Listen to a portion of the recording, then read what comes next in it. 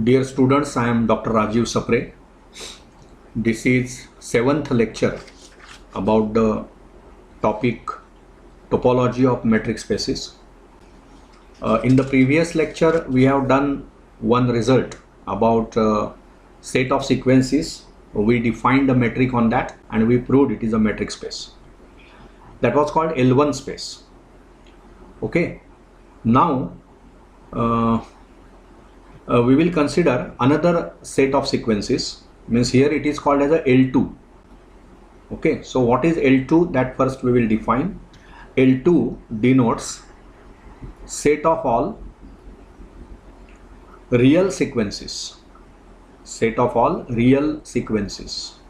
Real sequences असं जेव्हा म्हटलं जातं त्याचा अर्थ काय, त्या सिक्वेन्स मधल्या सर्व टर्म्स ह्या रियल नंबर्स आहेत. Set of all real sequences say xn, okay, with summation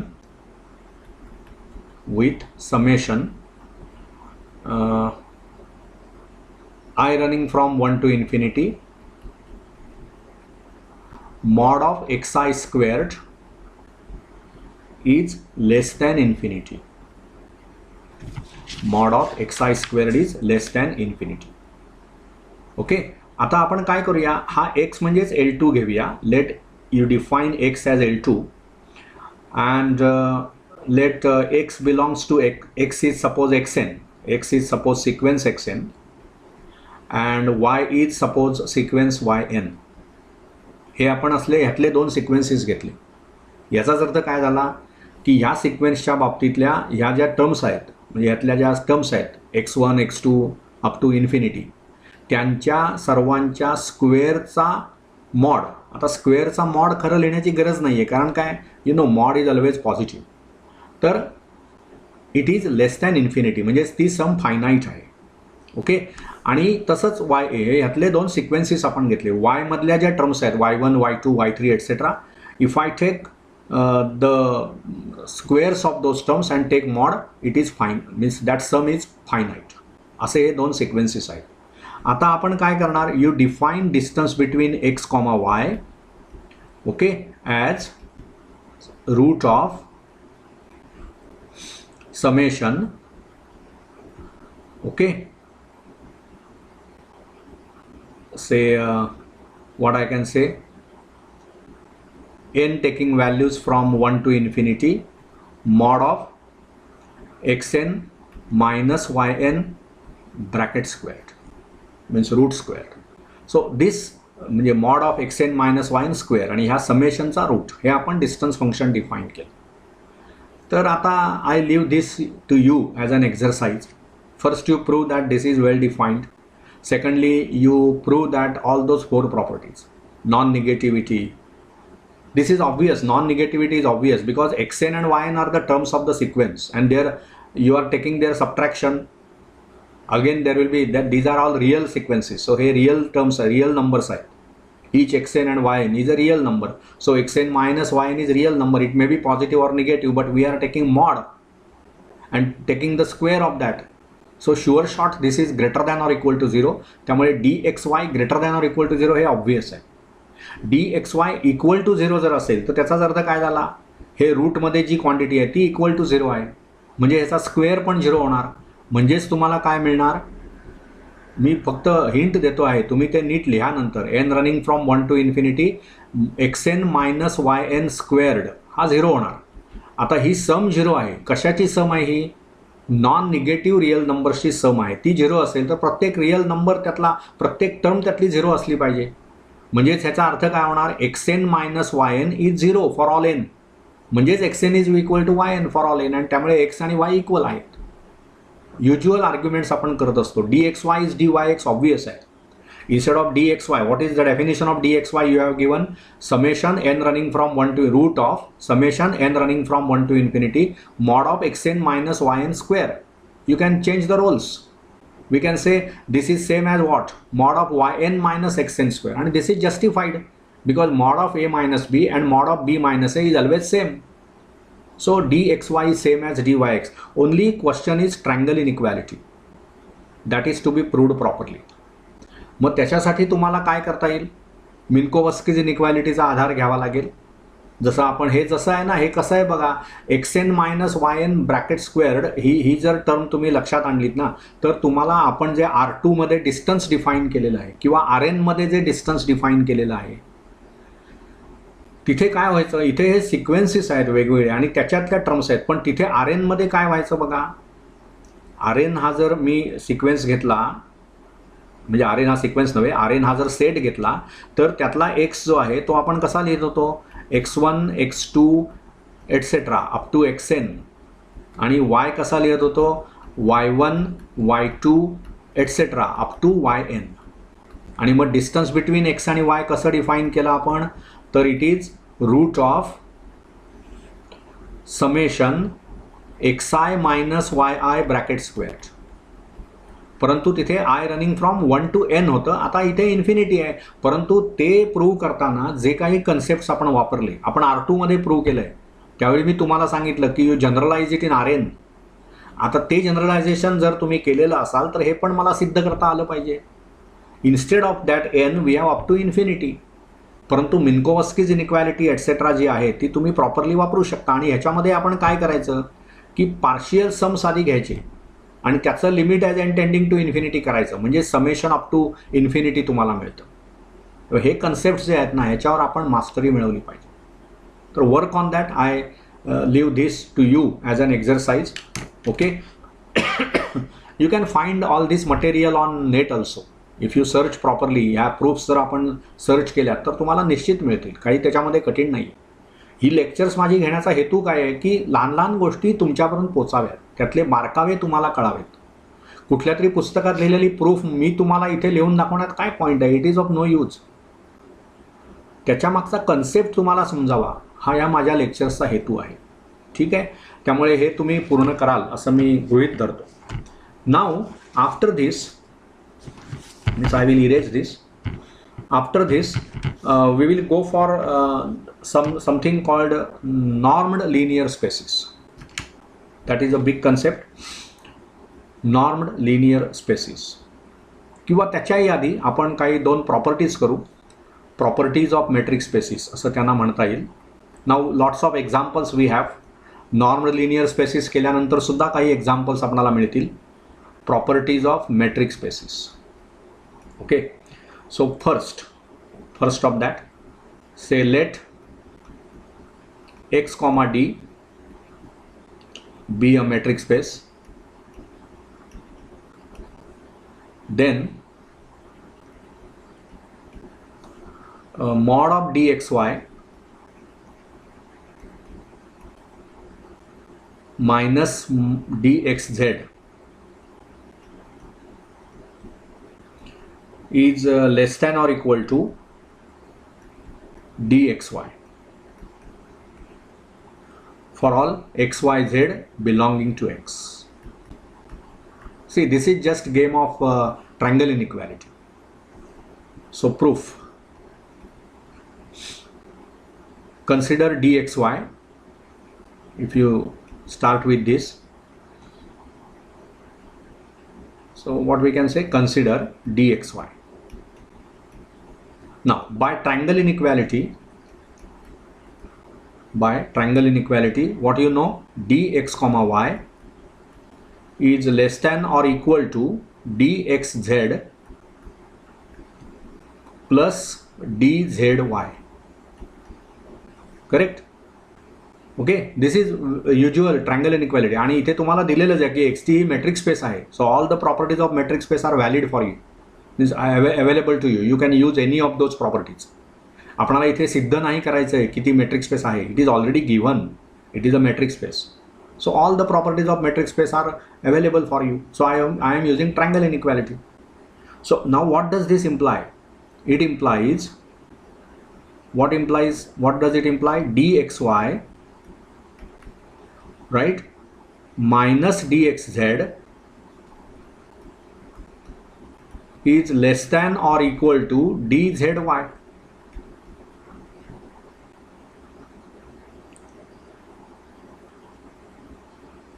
Right? So this is result 1, suppose.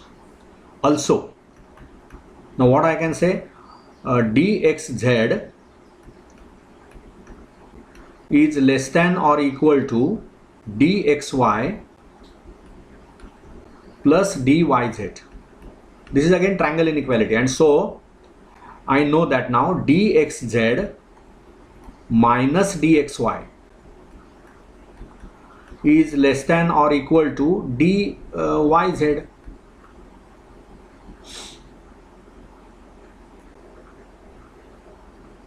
Okay, so from 1 and 2 now, from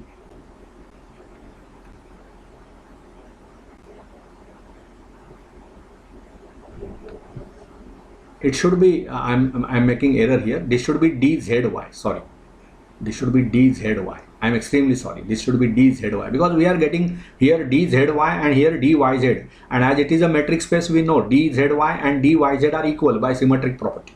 Sorry, this is dzy. So now what has from this is suppose 2 now.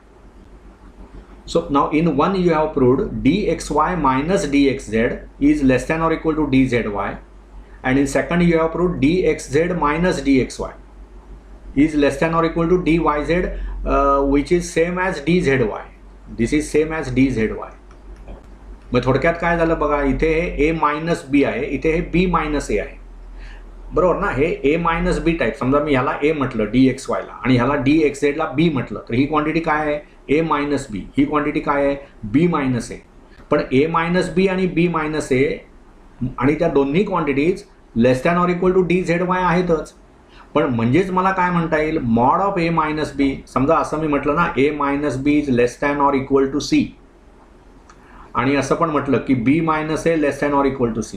So what I can say in short, mod of a minus B less than or equal to c. कारण mod of a minus B एकतर a minus बी असेल किंवा त्याच्या विरुद्ध असेल b minus a. Are you getting this? त्यामुळे इथे मला आता हे from 1 and 2 what I can say, from 1 and 2 what I get, mod of dxy minus dxz, right? It is less than or equal to dzy. That is what we wanted to prove for all x, y, z belonging to x.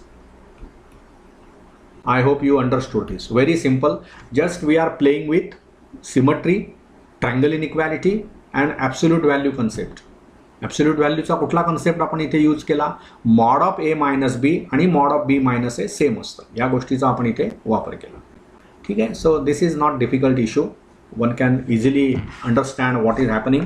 परंतु त्याच्यामध्ये जरी कितीही लहानसा result हा आपण prove केलेला असला तरी त्याच्या मागे किती थिअरी आपण वापरतोय, कुठले कुठले रिझल्ट्स वापरतो आहोत, कुठल्या रिझल्टमुळे हे फॉलो होतं, हे सर्व अंडरस्टँडिंग फार महत्त्वाचं आहे.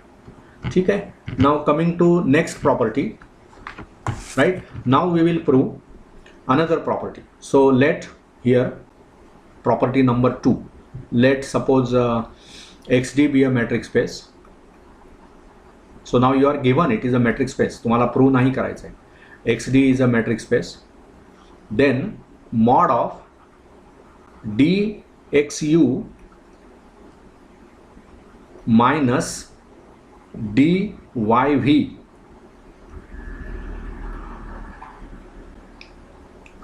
okay is less than or equal to dxy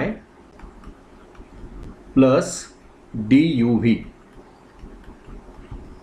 Okay, for all x, y, uv belonging to x. मग आता इथे पण तसंच आहे, this is just using triangle inequalities effectively. So now proof. Right, so by triangle inequality dx comma u is less than or equal to dxy plus dyu. Okay, now this is again less than or equal to dxy plus dyv. आपण ह्याच्यात v introduce करूया, dy comma v plus dv comma u. Okay, so this implies dxu minus dy_v, ही term आपण left hand साईडला आणली, will be less than or equal to dxy plus dvu. हा आपला result 1 म्हणा, right. Similarly you can say now dyv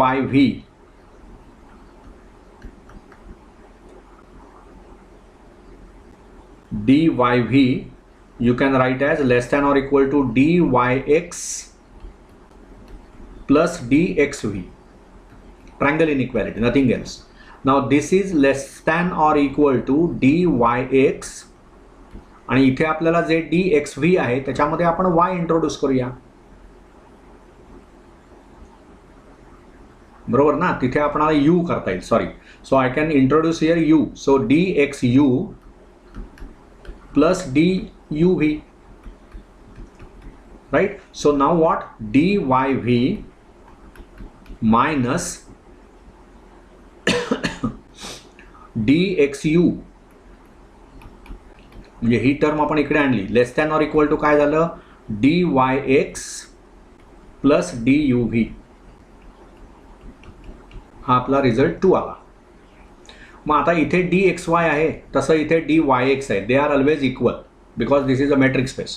तसंच हे dvu आहे, इथे duv आहे. They are also equal because it is a metric space. Symmetry property is always there. आणि ही क्वांटिटी आहे ती dxu मायनस dyv, म्हणजे हे समजा a मायनस b आहे, तर इथे dyv मायनस dxu आहे, म्हणजे हे b मायनस a झालं. म्हणजेच a मायनस b पण या क्वांटिटी, बरं ही क्वांटिटी आणि ही क्वांटिटी सेम आहे. हे जे dxy आहेत आणि इथे जरी तुम्हाला dyx दिसले तरी both are same because why? Symmetric property. तसंच इथे. त्यामुळे मला आता असं लिहिता येईल, so mod of dxu minus dyv it is less than or equal to dxy plus duv. हा कन्सेप्ट नीट लक्षात घ्या. ज्यावेळी तुम्ही असं सिद्ध करता की a मायनस बी हे एखाद्या fix c less than or equal to c आहे आणि बी मायनस ए पण less than or equal to c आहे, त्यावेळी ह्याचाच अर्थ मला काय लिहिता येईल? Mod of a minus B is less than or equal to c. हे एवढं मॅथमॅटिक्स आपल्याला माहिती पाहिजे. कारण मॉड जेव्हा तुम्ही घेता त्यावेळी एकतर मॉडचा रूल काय बघा, मॉड ऑफ एक्स हे कसं असतं? Equal to x. कधी? When x is greater than or equal to 0, आणि it is equal to minus x when x is negative. त्यामुळे याचा जेव्हा मॉड तुम्ही घेता त्यावेळी एकतर ते एक्स असतं किंवा मायनस एक्स असतं. म्हणजेच ए मायनस बीचा मॉड जेव्हा मी घेईन त्यावेळी एकतर तो ए मायनस बी असेल किंवा मायनस ऑफ ए मायनस बी म्हणजेच बी मायनस ए असेल. त्यामुळे इथे जी क्वांटिटी आहे ती सी पेक्षा लहान आहे, less than or equal to आहे. इथे जी क्वांटिटी आहे ती पण less than or equal to c आहे. आणि ह्या दोन्ही क्वांटिटी अपोजिट साईनच्या आहेत. हे ए मायनस बी ते बी मायनस ए, म्हणजे जसं इथे एक्स आणि मायनस एक्स आहे. आणि त्याच्यामुळे आपण ते मॉड एक्सच्या व्हॅल्यूज आहेत त्या. मॉड एक्स हे एक्सच असतं जेव्हा एक्स हा greater than or equal to 0 आहे. Minus x when x is less than 0. Minus X म्हणजे तो निगेटिव्ह रिअल नंबर नाही. इतकं पुअर मॅथमॅटिक्स आपला असता कामा नाही आहे. मायनस एक्स हा निगेटिव्ह साईन आहे, म्हणजे तो एकूण त्याची व्हॅल्यू निगेटिव्ह आहे. कशावरून तुम्ही म्हणणार? Who told you that x is positive? X can be negative. मग बघा ना, एक्स इज लेस दॅन 0 म्हणजेच तो निगेटिव्ह आहे, त्याला मायनस साईन आहे म्हणजे ते पॉझिटिव्हच आहे. त्यामुळे गणितामध्ये खूप आपणाला सजग राहायला पाहिजे. मायनस साईन आली म्हणजे तो नंबर निगेटिव्ह आहे असं नाही. लक्षात घ्या, minus never implies it is negative. Minus कुठल्या गोष्टीला मायनस साईन दिलेली आहे ती गोष्ट जर निगेटिव्ह असेल तर ती क्वांटिटी पॉझिटिव्ह असणार. त्यामुळे हे जे दोनही रिझल्ट्स आत्ता आपण केले ते नीट समजावून घ्या तुम्ही. हे सोपे आहेत समजायला. पुढच्या लेक्चरमध्ये आपण नॉर्म लिनियर स्पेस घेऊ, परंतु या लेक्चरमध्ये मी तुम्हाला L2 स्पेसबाबत सांगितलं आहे. L1 आपण गेल्या लेक्चरला प्रूव्ह केलं. L2 स्पेस ते त्याच्यातलं सुद्धा तुम्हाला मी सांगितलं. ते non negativity, equal to 0 if and only if तो रिझल्ट, सिमेट्री आणि ट्रायंगल इनइक्वॅलिटी जेव्हा मला प्रूव्ह करायचे त्यावेळी R2 मध्ये जे कन्सेप्ट्स वापरलेत, मिन्कोवस्कीज इनइक्वॅलिटी अँड ऑल दॅट, ती वापरून ते सिद्ध करा. नाही सिद्धता आली तर अनेक सोर्सेस तुम्हाला अवेलेबल आहेत. You can go to those sources, try to find that proof and try to understand it. That is very important. Okay, so this is what I wanted to discuss in this lecture. In the next lecture we will start with non-linear spaces, which is also a very important topic that is to be covered. Okay, so now we will stop here. We will continue in the next lecture. Thank you.